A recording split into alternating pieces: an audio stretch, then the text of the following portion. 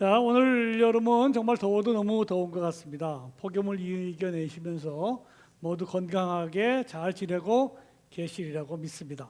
오늘 설교 제목 솔로몬 성전의 비밀입니다. 이 제목은 왠지 더운 여름과 잘 어울리는 제목이라고 생각이 됩니다. 이스라엘의 자랑이었던 거대하고 화려한 솔로몬 성전에 숨어있는 비밀, 그것이 과연 무엇일지 생각만 해도 궁금해지고 시원해지는 느낌입니다. 초등학교 여름방학 때 열심히 재미나게 읽었던 솔로몬 동굴의 비밀, 이런 얘기도 생각이 납니다. 솔로몬 왕의 성전은 이스라엘의 큰 자랑이었습니다. 이스라엘 민족이 애굽으로부터 탈출하여서 나라를 이룬 지 480년 만에 처음으로 갖게 된 성전이라는 역사적인 의미가 있는 성전입니다.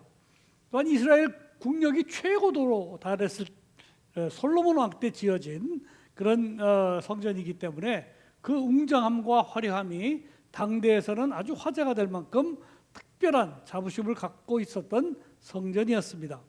주전 587년 바벨론에 의해서 예루살렘이 함락이 될 때 성전도 완전히 파괴가 되었습니다. 그때까지 약 400년간 이 솔로몬 왕의 성전은 이스라엘 사람들의 정신적 지주이고 또 신앙의 중심과 자랑이었습니다. 열왕기상 5장부터 8장까지 그리고 역대하 3장과 4장에 보면은 솔로몬 왕이 성전을 건축했던 공적에 대한 자세한 기록이 남아 있습니다.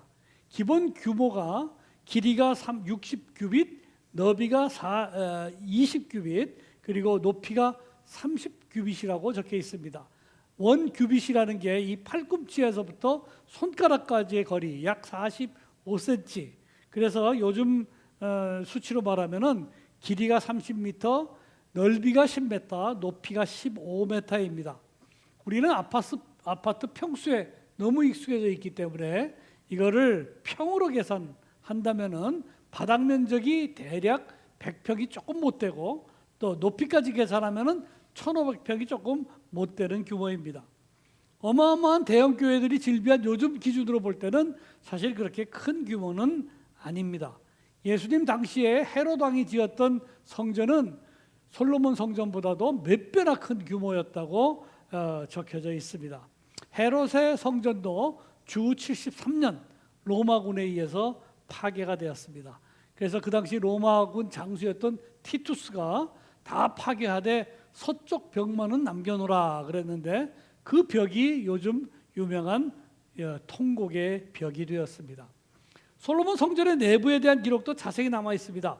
성전에 들어가면은 처음에 먼저 18규빗이라 되는 큰 놋으로 만든 철기둥이 두 개가 있었다고 합니다. 얼마나 컸던지 아마 한 9m 정도 됐던 것 같은데요. 그 철기둥에 놋기둥에 이름까지 주었습니다. 하나는 야긴, 하나는 보아스, 이렇게 이름을 붙일 정도로 장대한 규모의 기둥이 있었고요. 또한 10규빗이나 되는 성수를 담은 물통이 있어서 너무나 크기 때문에 이름을 아예 바다라고 했다고 적혀져 있습니다. 거룩한 곳 가운데 가장 거룩한 곳이었던 지성소에 대한 기록도 남아 있습니다. 지성소 전체를 금으로 장식하였다고 하고 10규빗에 달하는 케라빔, 또 케루빔, 또 혹은 세루빔, 그룹이라고 말하는 그 상을 금으로 만들어서 그 안에 배치하는 등 아주 화려한 위용을 자랑하였다고 합니다. 이런 기록들에 대한 것을 토대로 상상하여서 복원한 그림들이 있는데요. 잠깐 보시도록 하겠습니다. 여기 전경이고요. 그 다음에 제가 앞에 있는 성수를 담은 통이 있고 그 다음에 동영상도 있습니다. 한번 틀어주시겠어요? 네, 조금 동영상으로 만든 건데요. 솔로몬의 템플 그래가지고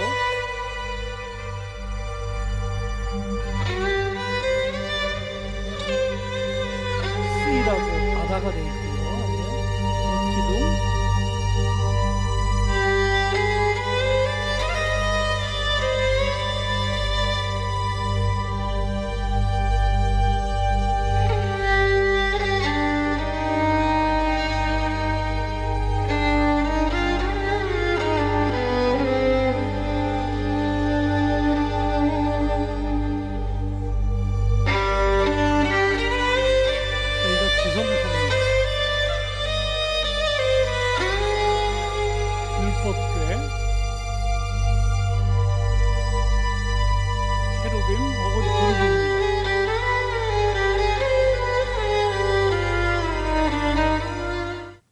대략 이런 식으로 이제 상상을 해서 복원을 했습니다. 그러나 오늘 우리가 알아보고자 하는 솔로몬 성전의 비밀은 이런 고고학적인 관심사와는 다른 것입니다. 화려한 성전의 겉모습보다도 그 기초가 되는 근본 정신의 비밀을 같이 나누고자 합니다.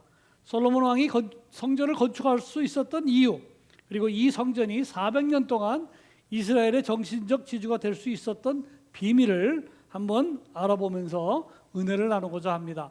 오늘은 특별히 성경 말씀을 많이 찾아보면서 그 비밀을 알아보려고 합니다. 첫 번째 비밀은 솔로몬의 성전은 신앙의 유산으로 가능해진 성전이라는 사실입니다. 솔로몬 아버지 다윗 왕은 오래전부터 여호와의 성전을 건축하려는 염원을 가지고 있었습니다. 자기는 안락한 궁전에 거주하는데 여호와의 언약궤는 아직도 천막에 머물고 있어서 죄송한 마음을 가지고 있었습니다. 그래서 다윗이 선지자 나단을 불러서 이렇게 논의를 합니다. 역대상 17장에 보면은 다윗이 그의 궁전에 거주할 때에 다윗이 선지자 나단에게 이르되 나는 백향목 궁에 거주하거늘 여호와의 언약궤는 휘장 아래 있도다 얘기를 합니다. 그러나 하나님은 나단을 통하여 다윗의 요청을 거절하십니다. 역대상 17장 4절 조금 뒤에 보면은 그 밤에 하나님의 말씀이 나단에게 임하여 이르시되 가서 내 종 다윗에게 말하기를 여호와의 말씀이 너는 내가 거할 집을 건축하지 말라. 조금 후에 그 이유를 여호와는 분명히 말씀하십니다. 역대상 22장에 보면은요, 여호와의 말씀이 내게 임하여 이르시되 너는 피를 심히 많이 흘렸고 크게 전쟁하였느니라. 내가 내 앞에서 땅에 피를 많이 흘렸은즉 내 이름을 위하여 성전을 건축하지 못하리라 말씀하십니다. 그러나 하나님은 다윗 왕 대신에 그의 후계자가 여호와의 성전을 건축할 수 있음을 약속하셨습니다. 역대상 17장의 말씀, 내 생명의 연한이 차서 내가 조상들에게로 돌아가면 내가 내 뒤에 내 씨 곧 내 아들 중 하나를 세우고 그 나라를 견고하게 하리니 그는 나를 위하여 집을 건축할 것이요 나는 그의 왕위를 영원히 견고하게 하리라 말씀하십니다. 다윗은 자신이 직접 여호와의 성전을 건축할 수 없다는 말에 물론 실망하였겠지만 자신의 후계자가 성전을 건축할 수 하기 위해서 최선의 노력을 다했습니다. 먼저 다윗은 아들 솔로몬이 성전을 건축할 수 있도록 충분한 물자를 비축합니다. 역대상 22장에 보면은 이런 구절이 있습니다. 금과 은과 놋과 철이 무수하니 너는 일어나 일하라. 여호와께서 너와 함께 계시리로다 하니라. 또 역대상 29장을 보면은요, 내 마음이 하나님의 성전을 사모함으로 내가 사유한 금, 은으로 내 하나님 성전을 위하여 드렸노니라는 말이 있고요. 그러면서 다윗이 개인적으로 금 3,000달란트, 순은 7,000달란트를 헌금하였다고 적고 있습니다. 이에 감동한 관리와 백성들도 이에 동참하여 금 5,000달란트, 은 10,000달란트, 놋 18,000달란트, 철 10만 달란트를 헌납하였습니다. 숫자가 나온 것들을 다 기억하시는지 모르겠어요. 설교 끝나고 쪽지 시험을 볼까도 생각을 해봅니다. 여하간 다윗 덕분에 모든 물자는 다 준비되었습니다. 역대하 1장에 보면 이런 표현도 나옵니다. 왕이 예루살렘에서 은금을 돌같이 흔하게 하고 백향목을 평지에 뽕나무같이 많게 하였더라. 다윗이 성전 건축에 필요한 물자만 비축한 것이 아닙니다. 성전 건축을 위한 다윗의 열정은 그가 성전의 완벽한 설계도까지도 준비해 놓았다는 사실에서 잘 알 수 있습니다. 역대상 28장의 말씀, 다윗이 성전의 복도와 그 집들과 그 곳간과 다락과 골방과 속죄소의 설계도를 그의 아들 솔로몬에게 주고 또 그가 영감으로 받은 모든 것, 곧 여호와의 성전의 뜰과 사면의 모든 방과 하나님의 성전 곳간과 성물 곳간의 설계도를 주고 그 다음에 다윗이 이어서 말합니다. 다윗이 이르되 여호와의 손이 내게 임하여 이 모든 일의 설계를 그려 나에게 알려 주셨느니라.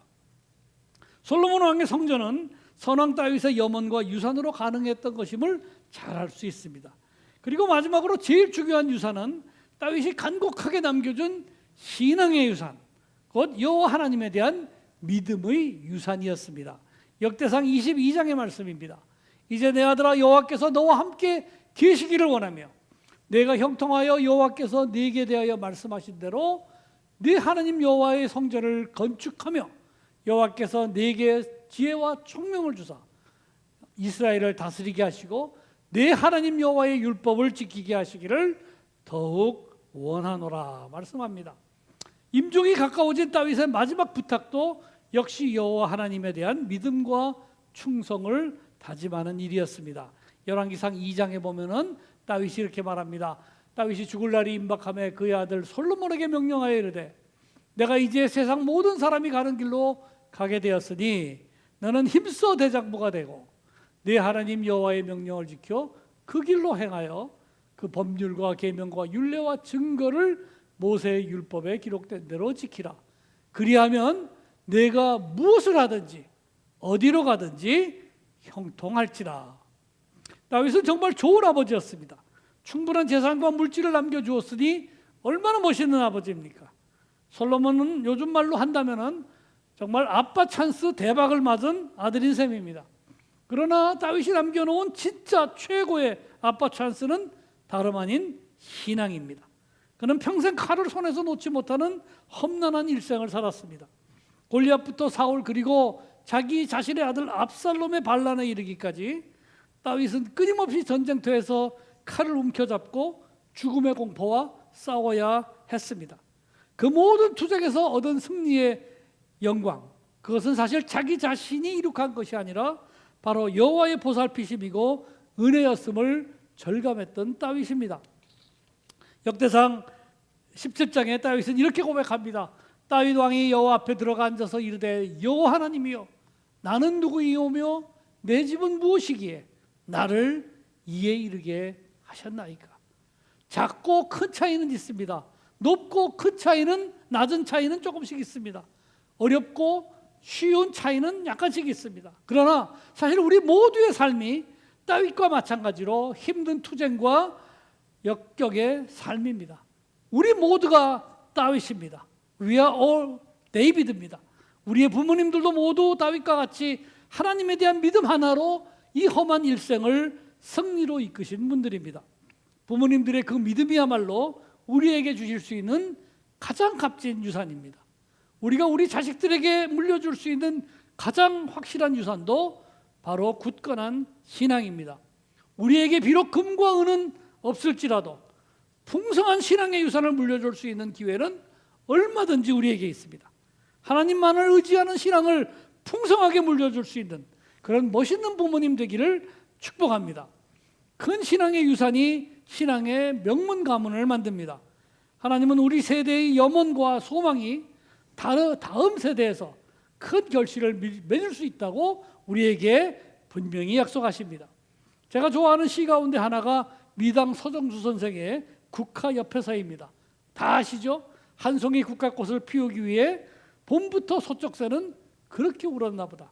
한 송이 국화꽃을 피우기 위해 천둥은 먹구름 속에서 또 그렇게 울었나 보다.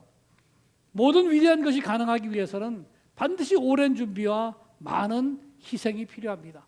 솔로몬 성전의 영광은 선왕 다윗의 간절한 염원과 준비가 있었기에 가능했습니다.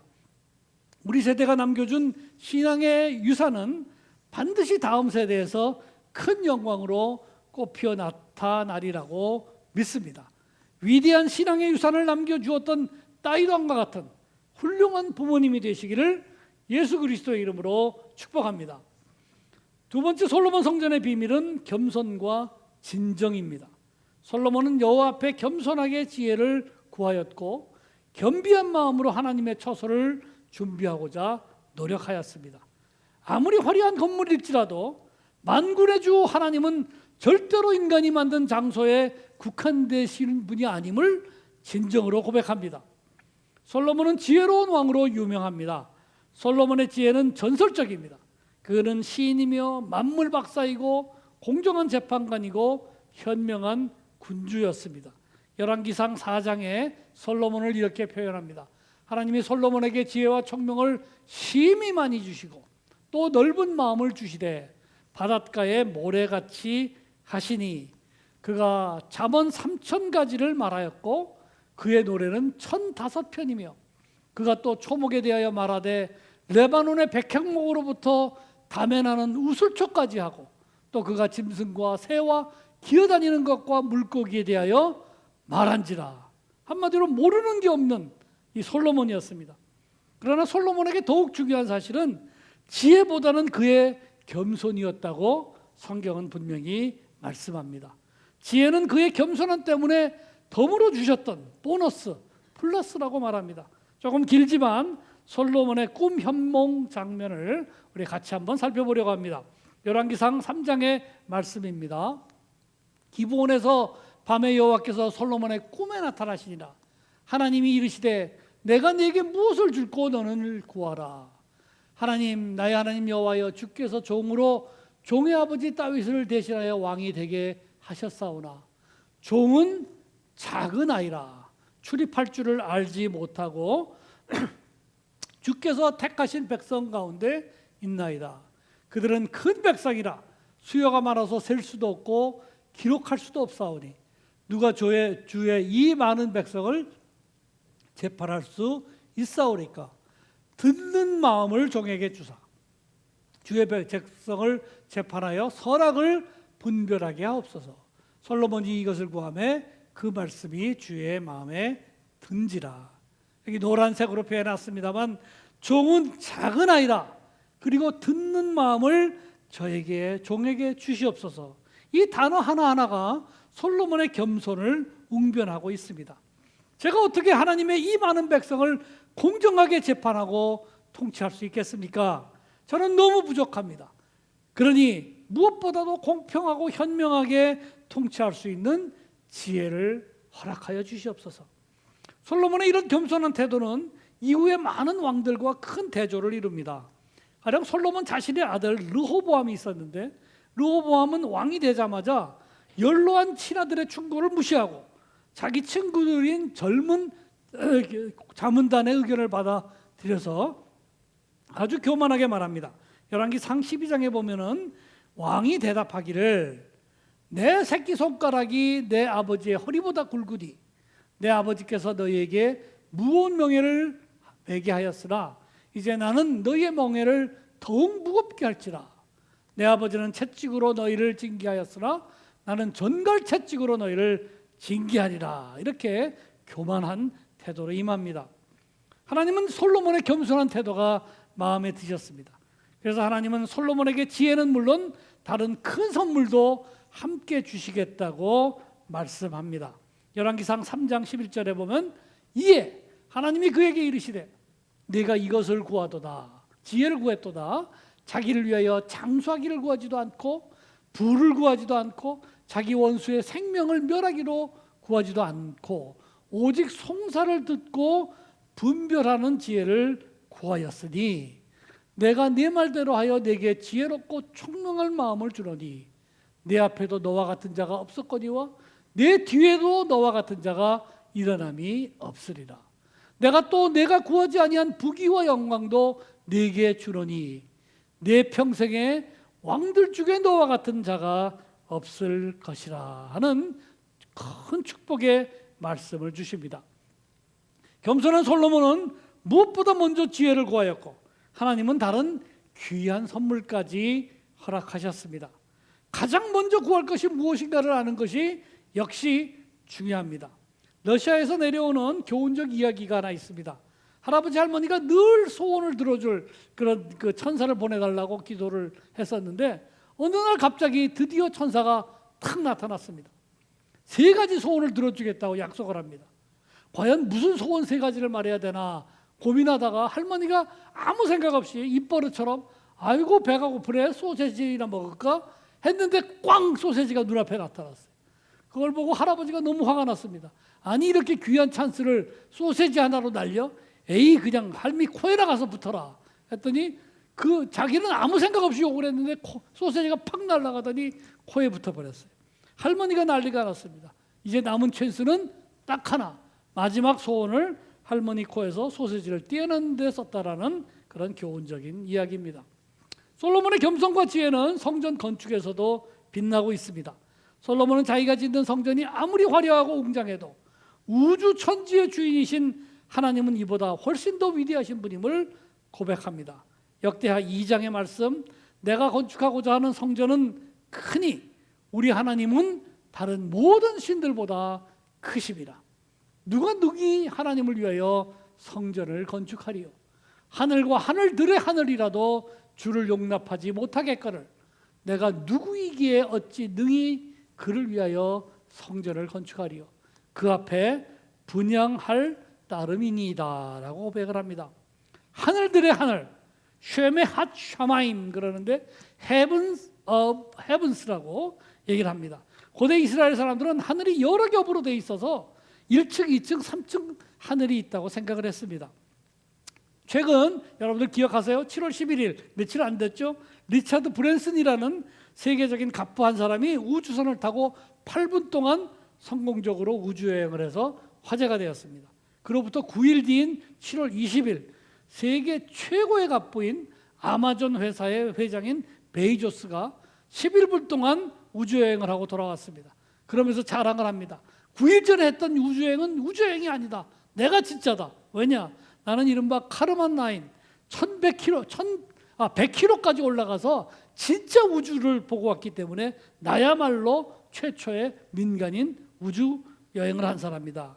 옛날 표현대로 한다면 리차드 브랜슨 처음 갔던 사람은 기껏해야 1층 하늘까지 갔고 자기는 아마 2층 하늘은 가지 않았을까 자랑하는 셈입니다. 어찌되었던 간에 고린도후서 12장 2절에 보면 바울 선생님 사도 바울은 3층 하늘에 올리움을 받았다라고 얘기를 합니다. 바울이 들으면 모두 가소롭다고 웃을 이야기입니다. 사람들은 이제 우주를 마음대로 여행하는 우주 관광 시대가 열린다고 합니다. 5분간 우주 여행을 하는데 3억 원이 드는 관광 상품에 벌써 수백 명이 예약을 했다고도 합니다. 테크놀로지가 발달하면서 인간은 더욱더 자신감으로 충만해지고 교만해 가고 있습니다. 호모사피엔스라는 저서를 써서 유명했던 유발 하랄이라는 교수는 인간은 곧 신이라는 의미의 호모 데우스라는 책을 새로 발간했는데 이 역시 세계적인 베스트셀러가 되었습니다.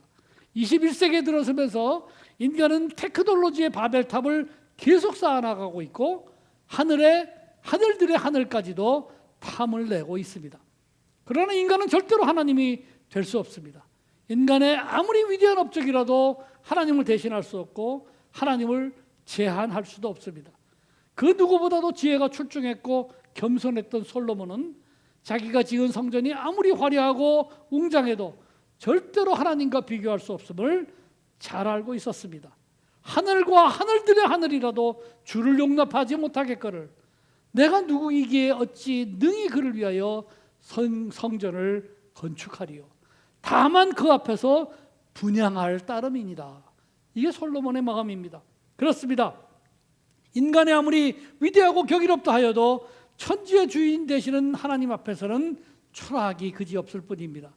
어마어마한 대형 교회를 건축하면서 이런 큰 건물에는 더 크신 하나님이 거하는 것 같은 착각이 들 수도 있습니다. 그러나 하나님은 무소부재하신 분입니다. 안 계신 곳이 없도록 모든 곳에 계신 분이라는 뜻입니다. 무시무종하신 분입니다. 우리의 인간의 시간 전에 그리고 시간 밖에 그것을 벗어나 있는 분이라고 우리는 고백합니다. 지금도 하나님은 어느 교회 건물에 제한되지 않으시고 인터넷과 전파를 통하여 전 세계에서 예배드리는 모든 성도님들에게 임재하고 계신 분입니다.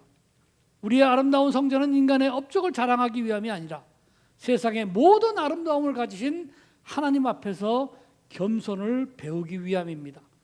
하나님은 겸손한 자를 구원하신다고 욥기 2장 29절에 말씀하시고 겸손은 존귀의 길잡이라고 잠언 15장 33절은 말씀합니다. 이 귀한 성전에서 겸손과 진정의 아름다움의 헌신을 배워가는 우리 모두가 되기를 주 예수 그리스도의 이름으로 축복합니다. 세 번째 비밀은 간구와 응답입니다. 솔로몬은 이 성전에서 백성들이 진심으로 하나님의 용서를 간구하기를 원했습니다. 그리고 허물 많은 사람들의 기도에 하나님이 꼭 응답하시기를 간청했습니다. 열왕기상 8장에 보면은 솔로몬이 하나님께 간절하게 백성들의 허물에 대한 용서를 구하는 기도가 반복하고 반복해서 기록이 되어 있습니다. 만약 어떤 사람이 이웃에게 범죄를 했다면, 만약 이스라엘이 범죄해서 적군에게 패했다면, 만약 비가 내리지 않는 벌을 우리 모두가 받아야 된다면, 만약 전염병이나 기근의 고통을 당해야 된다면, 바로 그런 어려운 시간에 다른 데가 아니라 바로 이 성전에 와서 진심으로 회개하고 간구한다면 주님 말씀하시옵소서라고 솔로몬은 기도합니다. 열왕기상 8장 39절, 주는 계신 곳 하늘에서 들으시고 사하시며 각 사람의 마음을 아시오니 그들의 모든 행위대로 행하사 갚으시옵소서. 주만 홀로 사람의 마음을 다 아심이니이다. 솔로몬은 거듭거듭 백성들의 허물에 대한 용서를 구합니다. 열왕기상 8장 46절부터 이런 말씀을 합니다. 범죄하지 아니하는 사람은 없사오니, 그렇죠? 주는 범죄한 백성을 용서하시며 원하건대 주는 눈을 들어 종의 간구함과 주의 백성 이스라엘의 간구함을 보시고 주께 부르짖는 대로 들으시옵소서. 솔로몬이 성전을 봉헌한 뜻은 바로 이것입니다. 성전은 곧 우리의 허물과 죄를 자백하는 장소입니다. 하나님의 용서와 긍휼을 구하는 곳입니다. 하나님의 낯을 구하고 은혜를 사모하는 장소가 바로 성전입니다. 하나님의 자비와 응답을 간구하는 장소입니다. 하나님이 우리의 간구와 기도에 응답하시는 곳이 바로 우리의 성전입니다. 사실 우리가 하나님께 부르짖고 하나님께서 우리에게 응답하시는 그 모든 것이 성전이 됩니다. 광야에서 돌베개를 베고 자던 야곱이 깨어서 말을 합니다. 창세기 28장 16절, 야곱이 잠이 깨어 이르되 여호와께서 과연 여기 계시거늘 내가 알지 못하였도다. 이에 두려워하여 이르되 두렵도다 이것이요 이것은 다름 아닌 하나님의 집이요 이는 하나님 하늘의 문이로다. 우리의 성전 서울 침례교회 역시 우리의 죄를 고백하고 주님의 은혜를 간구하기 위하여 지어진 장소입니다. 우리의 진정한 고백과 하나님의 능력의 응답이 임재하시는 이곳이 곧 하나님이 계시는 곳, 곧 하나님의 집이고 베델이고 하늘의 문인 줄로 믿습니다. 하나님이 솔로몬의 간구에 응답하셨던 것처럼 우리의 진정한 고백과 기도에 응답하실 줄 믿습니다. 여호와 하나님은 솔로몬의 간구에 응답하시면서 친히 성전에 임하셔서 이렇게 말씀하십니다. 역대하 7장의 말씀, 밤에 여호와께서 솔로몬에게 나타나사 그에게 이르시되 내가 이미 네 기도를 듣고 이것을 택하여 내게 제사하는 성전을 삼았으니 혹 내가 하늘을 닫고 비를 내리지 아니하거나 혹 메뚜기에게 토산을 먹게 하거나 혹 전염병이 내 백성 가운데서 유행하게 될 때에 내 이름으로 일컫는 내 백성이 그들의 악한 길에서 떠나 스스로 낮추고 기도하여 내 얼굴을 찾으면 내가 하늘에서 듣고 그들의 죄를 사하고 그들의 땅을 고칠지라. 지금이야말로 이 코로나 사태에서 우리가 이 성전의 보존의 의미를 기억하면서 정말로 눈물로 기도해야 될 때와 장소가 지금이라고 믿습니다. 솔로몬 성전은 수백 년간 이스라엘의 정신적 지주의 역할을 수행하였습니다. 그럴 수 있었던 진짜 이유는 커다란 놋기둥 때문도 아니고 금장식한 그룹과 지성소 때문도 아니었습니다. 귀한 신앙의 유산, 겸손과 진정, 그리고 간구와 하나님의 응답이 있었기 때문에 성전은 성전다울 수 있었습니다. 역대하 7장 15절의 말씀 연이어 계속됩니다. 이제 이곳에서 하는 기도에 내가 눈을 들고 귀를 기울이리니 이는 내가 이미 이 성전을 택하고 거룩하게 하여 내 이름을 영원히 잊게 하였습니다. 내 눈과 내 마음이 항상 여기에 있으리라. 하나님이 이와 같은 축복과 약속이 있었기에 솔로몬 성전은 진정한 성전으로 수백 년 계속될 수 있었습니다. 우리의 사랑하는 이 서울 침례교회도 우리의 솔로몬 성전이 될 수 있기를 주님의 이름으로 축복합니다. 오늘 설교를 이사야 선지자의 말씀으로 마무리합니다. 이사야서 57장 15절 지극히 존귀하며 영원히 거하시며 거룩하다 이름하는 이가 있어 이와 같이 말씀하시되 내가 높고 거룩한 곳에 있으며 또한 통회하고 마음이 겸손한 자와 함께 있나니 이는 겸손한 자의 영을 소생시키며 통회하는 자의 마음을 소생시키려 함이라. 겸손과 통회 그리고 거룩한 하나님의 긍휼의 응답, 바로 이것이 성전이 성전되는 이유입니다. 솔로몬 성전의 비밀이 곧 우리 교회에도 살아있는 비밀과 축복이 될 줄로 믿고 주 예수 그리스도 이름으로 축복합니다. 같이 기도하시겠습니다.